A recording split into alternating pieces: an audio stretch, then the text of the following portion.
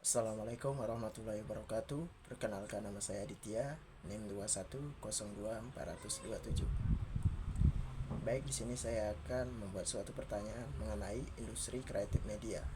Yaitu pertanyaannya, bagaimana tahapan-tahapan yang harus dilakukan ketika membuat suatu produk di bidang manufaktur.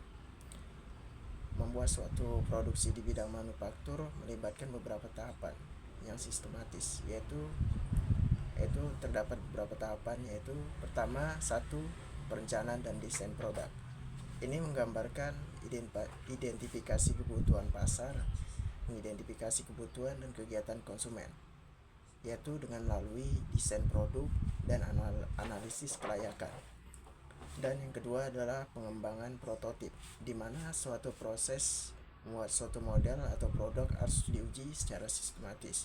Pengujian prototip tersebut memastikan desain memenuhi semua persyaratan dan spesifikasi. Dan ada revisi desain, di mana suatu proses perbaikan modifikasi berdasarkan hasil pengujian. Tahap ketiga yaitu perencanaan produksi, di mana perencanaan produksi tersebut menyusun rencana produksi yang mencakup jadwal, jumlah produksi, sumber daya yang dibutuhkan. Yang keempat adalah pengaturan proses produksi, di mana persiapan peralatan dan mesin harus dipastikan secara fundamental, harus siap dan optimal segala suatu produksi. Terus ada pelatihan karyawannya harus melibatkan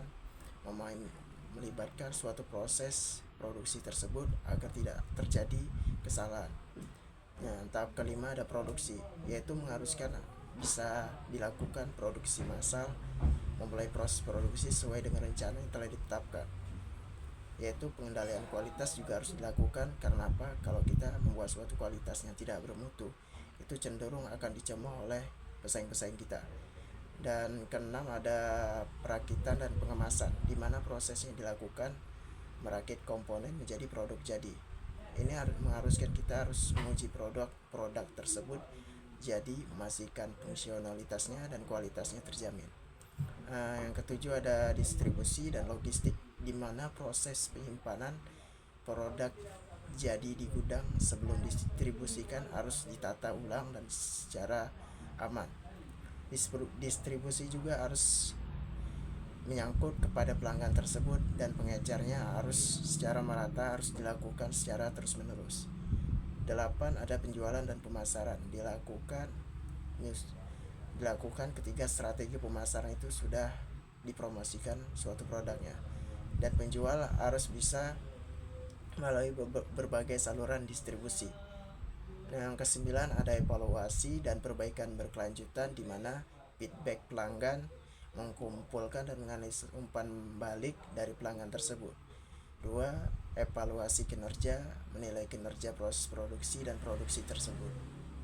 Dan perbaikan berkelanjutan, di mana proses distribusi harus berdasarkan evaluasi, meningkatkan efisiensi dan kualitas. Baik, itu saja yang bisa saya sampaikan. Assalamualaikum warahmatullahi wabarakatuh.